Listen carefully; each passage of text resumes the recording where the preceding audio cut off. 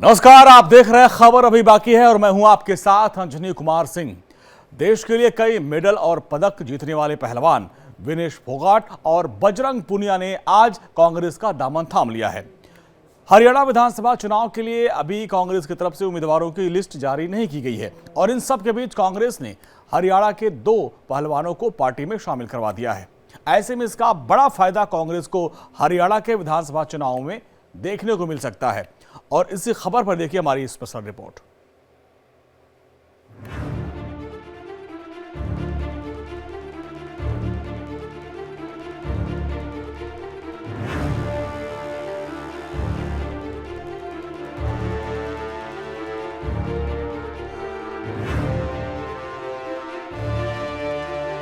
हरियाणा विधानसभा चुनाव के बीच देश के पहलवान बजरंग पुनिया और विनेश फोगाट ने अपना सियासी सफर शुरू कर दिया है।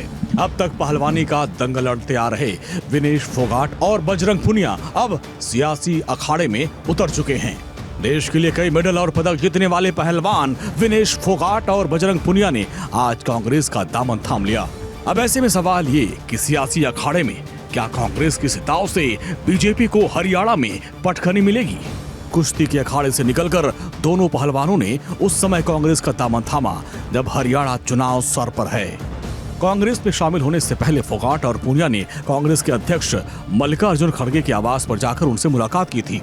इस दौरान कांग्रेस के बड़े नेता केसी वेणुगोपाल भी वहां पर मौजूद थे। चुनाव की तारीखों का ऐलान हो चुका है। पार्टियों ने प्रत्याशियों के नाम का ऐलान करना शुरू कर दिया। कांग्रेस का दामन थामने के बाद विनेश फोगाट ने बीजेपी पर जोरदार हमला किया। उन्होंने कहा कि जब हमें सड़क पर घसीटा जा रहा था तब कांग्रेस हमारे साथ खड़ी थी। मैं कांग्रेस पार्टी को धन्यवाद देती हूँ। मुझे गर्व है कि मैं एक ऐसी पार्टी में शामिल हुई जो महिलाओं के साथ खड़ी है, सड़क से लेकर संसद तक लड़ने को तैयार है। कांग्रेस पार्टी का मैं बहुत बहुत धन्यवाद करती हूँ, क्योंकि जब बोलते हैं ना कि बुरे टाइम में पता लगता है कि अपना कौन है।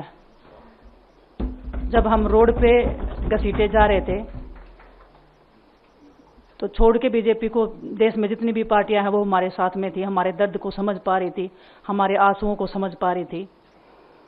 मैं बहुत प्राउड फील कर रही हूँ कि मैं एक ऐसी पार्टी में, एक ऐसी विचारधारा में हूँ जो महिलाओं के साथ हो रहा अन्याय और उनके साथ बुरे बर्ताव के खिलाफ खड़ी है। वो लड़ाई लड़ने के तैयार है, सड़क से लेकर संसद तक। पिछले साल पहलवानों के विरोध प्रदर्शन का असर लोकसभा चुनाव पर भी हुआ था। बीजेपी और कांग्रेस के बीच कांटे का मुकाबला हुआ। हरियाणा में एनडीए और कांग्रेस दोनों को 5-5 सीटों पर जीत मिली। हरियाणा की राजनीति में जाटों की बहुत अहम भूमिका है और जहां जाटों की आबादी लगभग 22% से अधिक है, ऐसे में दोनों खिलाड़ियों के आने से कांग्रेस की स्थिति मजबूत होगी। इसका असर विधानसभा चुनाव पर भी दिखेगा। विनेश के गांव चरखी दादरी में युवाओं का कहना है कि यहां के लोग जंतर मंतर की तस्वीरों को भूले नहीं हैं। राजनीतिक जानकारों का कहना है कि पहलवानों के कांग्रेस में शामिल होने का असर चरखी दादरी के साथ साथ रोहतक और कुरुक्षेत्र तक भी पड़ेगा। जब बजरंग पुनिया और साक्षी मलिक साल 2023 में तत्कालीन भारतीय कुश्ती महासंघ के प्रमुख ब्रजभूषण शरण सिंह के खिलाफ सड़कों पर उतरे। ब्रजभूषण शरण सिंह के खिलाफ कथित यौन उत्पीड़न के आरोप को लेकर दिल्ली की सड़कों पर दोनों ने विरोध प्रदर्शन किया था और उस दौरान भी इन पहलवानों को कांग्रेस का भरपूर समर्थन मिला था। हरियाणा की राजनीति पर नजर रखने वाले जानकारों का मानना है कि ओलंपिक मेडल चूकने के बाद विनेश फोगाट को लेकर जनता में सहानुभूति है और इसी के साथ ही कुश्ती संघ के खिलाफ धरने के दौरान जो कुछ हुआ उसको लेकर भी लोगों के मनों में पहलवानों के प्रति सहानुभूति थी। ऐसे में सवाल यह है कि अगर विनेश को कांग्रेस टिकट देती है तो उन्हें इस सहानुभूति का क्या फायदा मिल पाएगा? ये अलग बात है कि ये फैसला कांग्रेस के लिए निर्णायक साबित होता है या नहीं, ये तो आने वाला समय बताएगा। Bureau report, India daily. आगे बढ़ते हैं। बीजेपी ने जम्मू कश्मीर विधानसभा चुनाव के लिए आज अपना घोषणा पत्र जारी कर दिया है। अपने घोषणा पत्र में महिलाओं और युवाओं पर खास फोकस रखा गया है। घोषणा पत्र में बीजेपी ने कुल 25 संकल्प लिए। राज्य में सरकार बनने के बाद वो इन वादों को पूरा करेंगे। साथ साथ घोषणा पत्र में यह भी कहा गया है कि बीजेपी आतंकवाद, अलगाववाद का पूरी तरीके से सफाया करके जम्मू कश्मीर को विकास के दौड़ में अव्वल बनाएगी।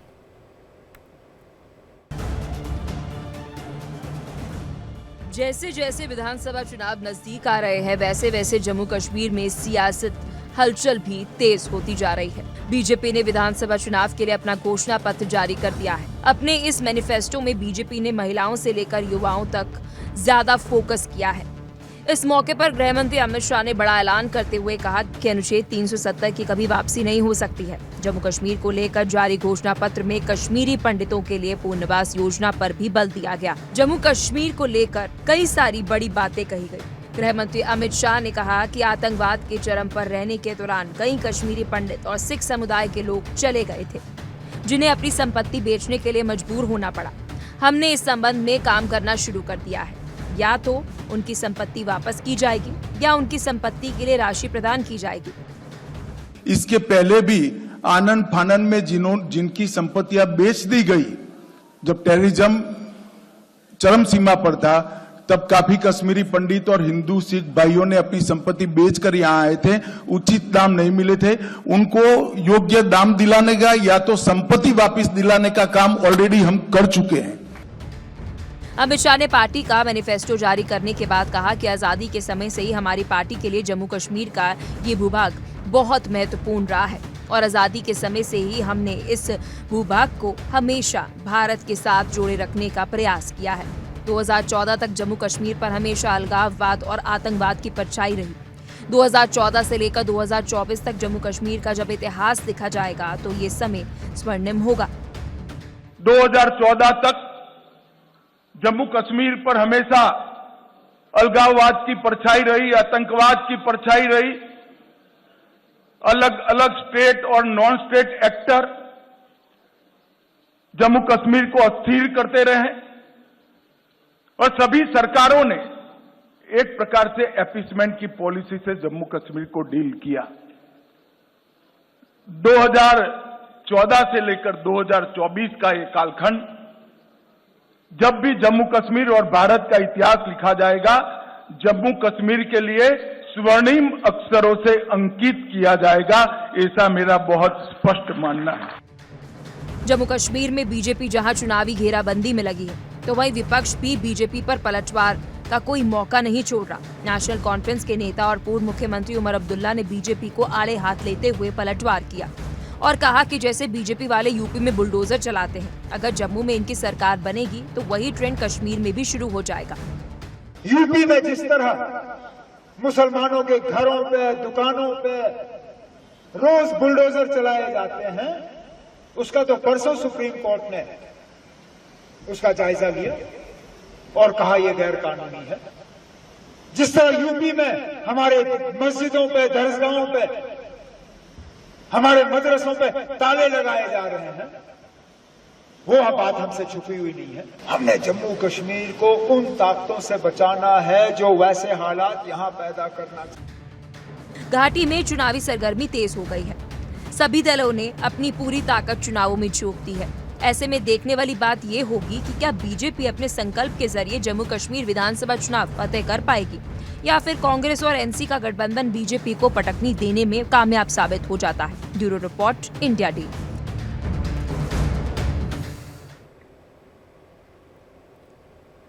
यूपी के हाथरस में एक बड़ा भीषण हादसा हो गया। हादसे में करीब 15 लोगों की मौत हो गई। दरअसल रोडवेज की जनरत बस और मैक्स में जो पिकअप वैन है उसमें टक्कर हो गई और ऐसी टक्कर हुई कि जो लोग वैन में बैठे थे वो दूर खाई में जा गिरे और जिससे उनकी मौके पर मौत हो गई। मुख्यमंत्री योगी आदित्यनाथ ने इस हादसे पर दुख जताया है।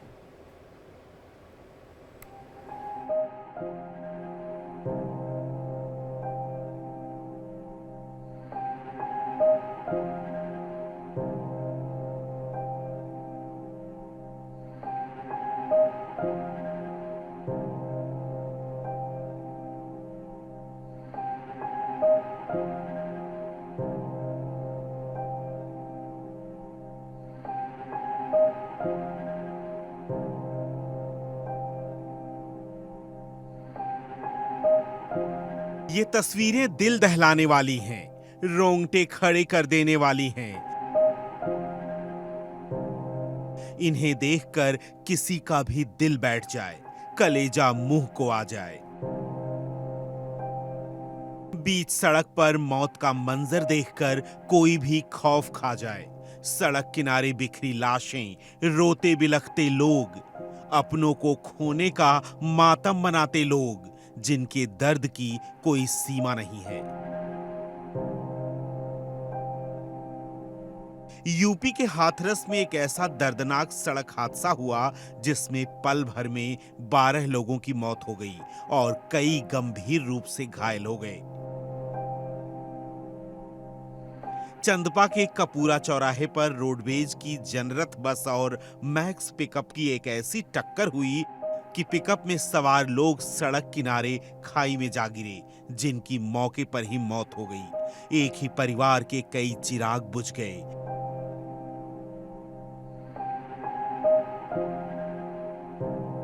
कई माओं की गोद सूनी हो गई, कितनी किलकारियां खामोश हो गईं, जिनकी गवाही हादसे की ये तस्वीरें दे रही हैं।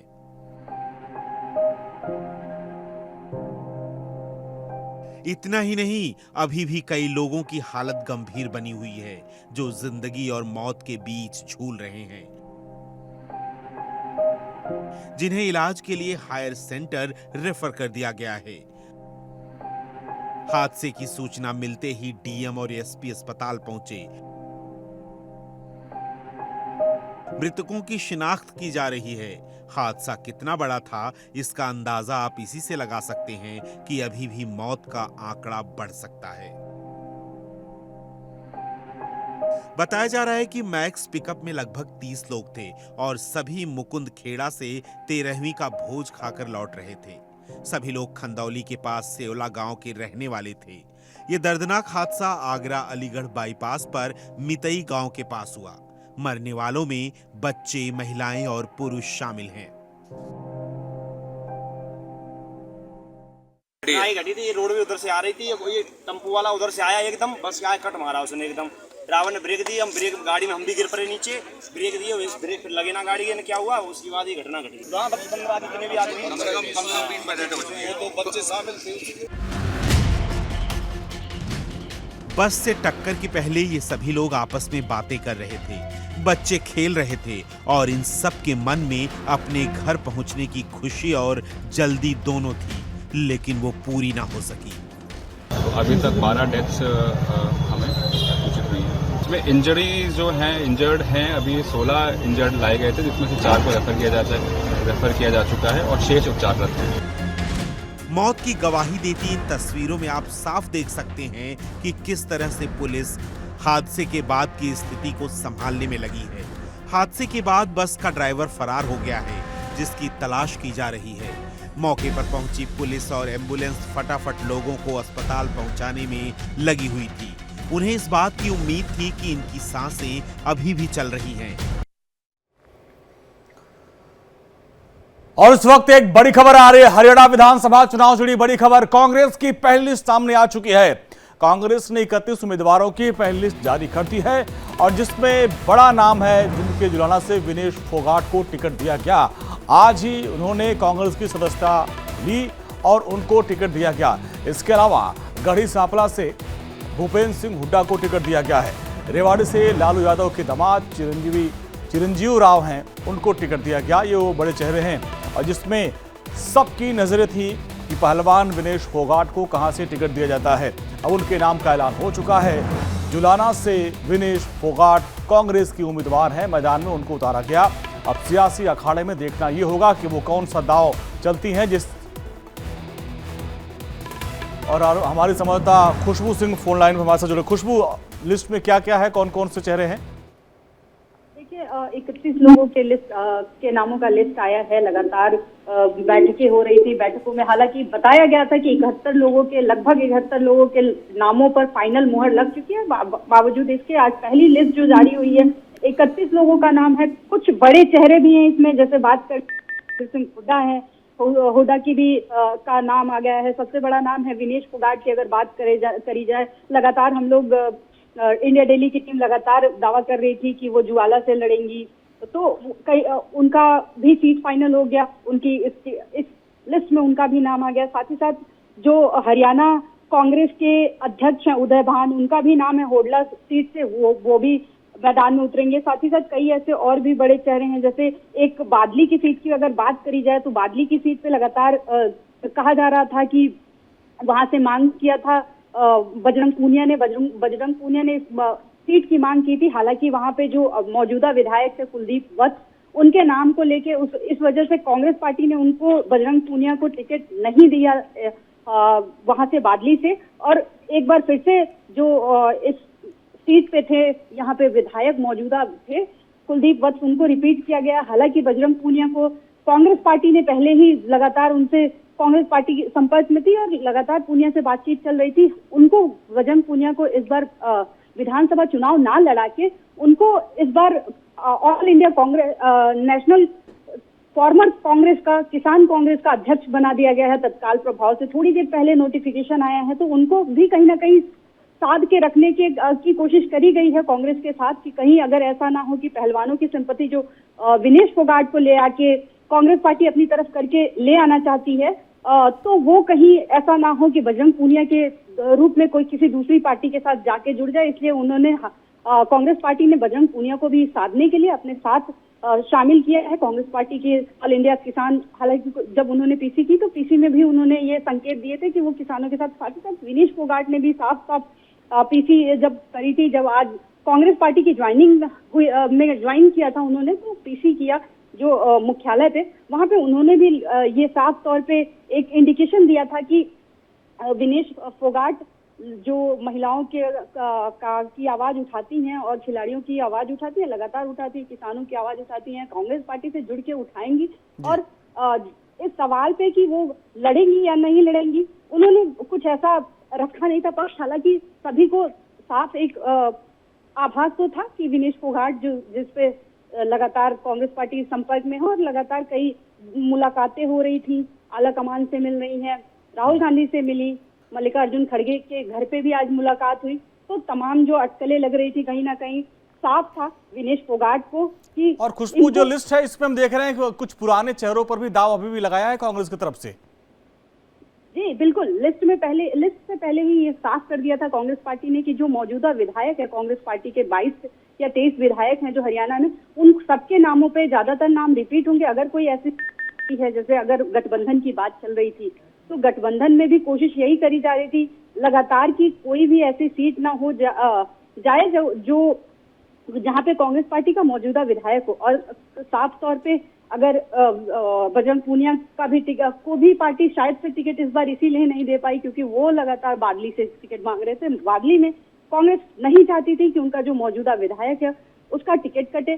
तो कहीं ना कहीं कई सारे ऐसे चेहरे हैं जो रिपीट हुए हैं और कांग्रेस पार्टी ने पहले ही साफ कर दिया था कि जो मौजूदा विधायक हैं वो उनको एक बार फिर से देना। चलिए खुशबू, बहुत बहुत शुक्रिया इस पूरे बातचीत के लिए। तो कांग्रेस की तरफ से पहली लिस्ट जारी कर दी गई है। देखना ये होगा कि अब दूसरी लिस्ट में कौन कौन से वो चेहरे हैं जिनको रिपीट किया था या फिर नए चेहरों पर दांव लगाया जाएगा। आगे बढ़ते हैं। कोलकाता कांड को लेकर पूरे देश में बेटियों के साथ जो दरिंदगी हो रही है, नाराजगी थी। बेटियों की सुरक्षा और इंसाफ की मांग को लेकर विरोध प्रदर्शन हो रहा था। बंगाल में ममता सरकार ने एक नया अपराजिता विधेयक पास किया है जिसमें दोषी को 10 दिन के अंदर फांसी देने का प्रावधान है। लेकिन शर्मनाक बात यह है कि बेटियों के साथ ज्यादती अभी भी रुक नहीं रही है। उज्जैन की बात करें, धर्मनगरी उज्जैन में गरीब महिला के साथ फुटपाथ पर सरेआम रेप की वारदात सामने आई। वहीं जबलपुर में 70 से अधिक छात्राओं को अश्लील वीडियो के नाम पर ब्लैकमेल किया गया। ये पूरी खबर आपको दिखाते हैं।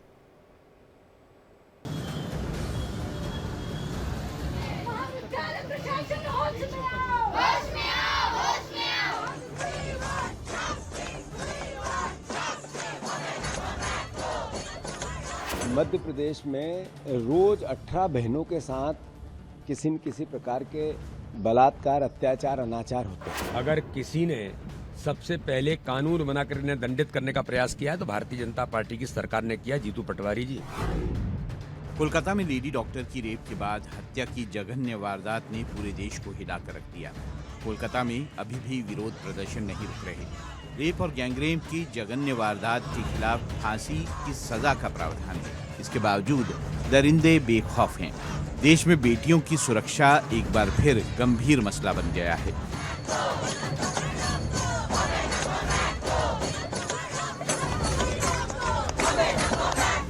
आरोपों प्रत्यारोपों के बीच महाकाल की नगरी उज्जैन से ऐसी जघन्य वारदात सामने आई है कि हर कोई स्तब्ध रह गया। कोयला फाटक इलाके में कचरा बीनने वाली गरीब महिला के साथ सरेआम दिन दहाड़े फुटपाथ पर रेप हुआ है।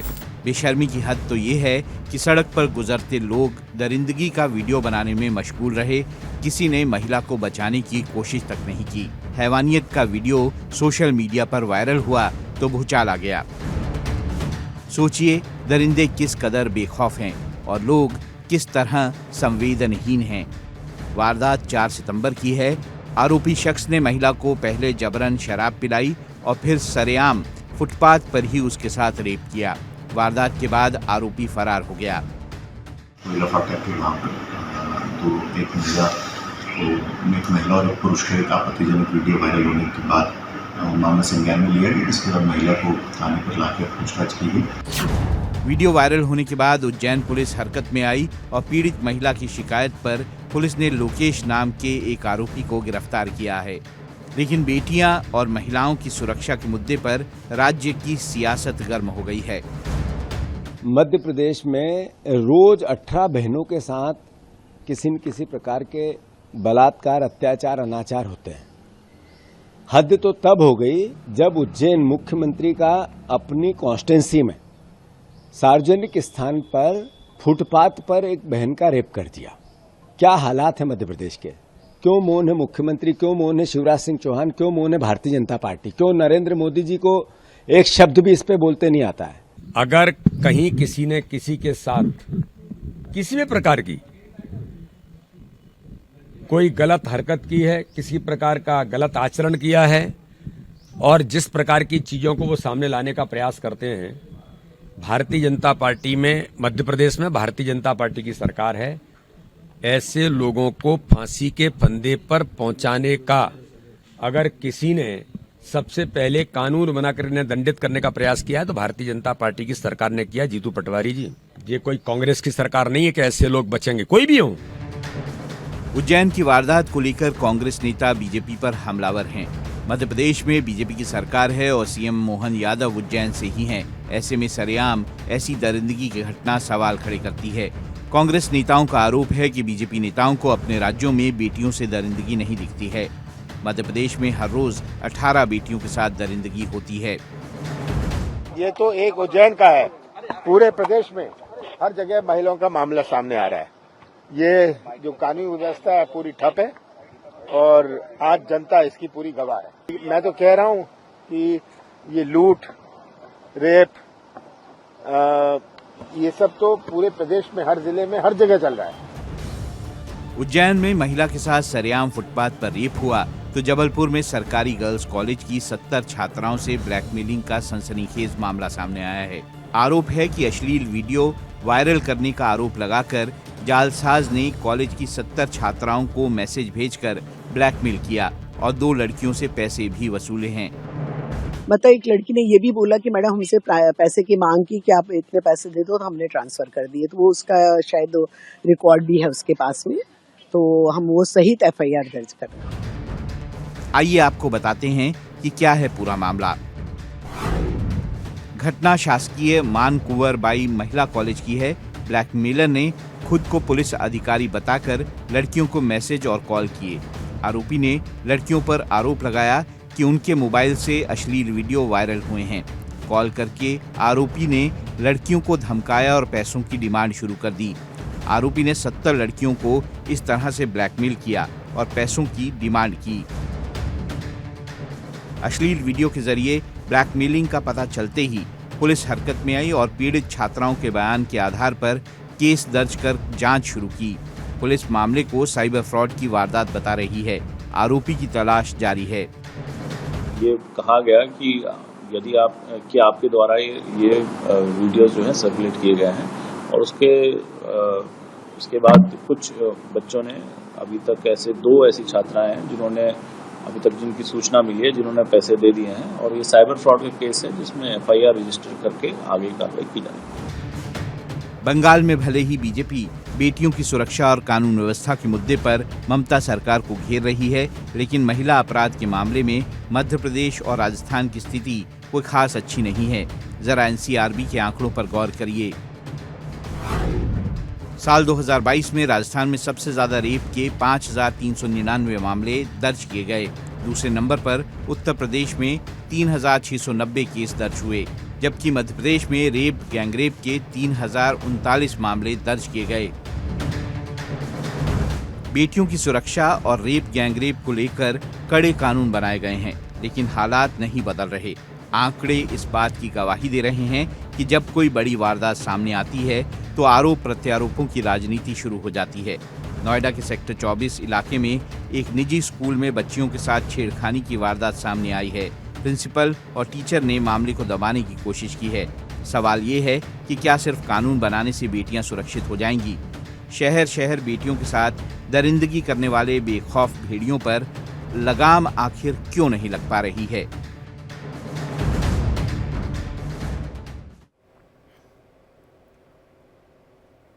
और यहां पर वक्त हो गया छोटे से ब्रेक का। ब्रेक के बाद भी खबरों का सिलसिला लगातार जारी है।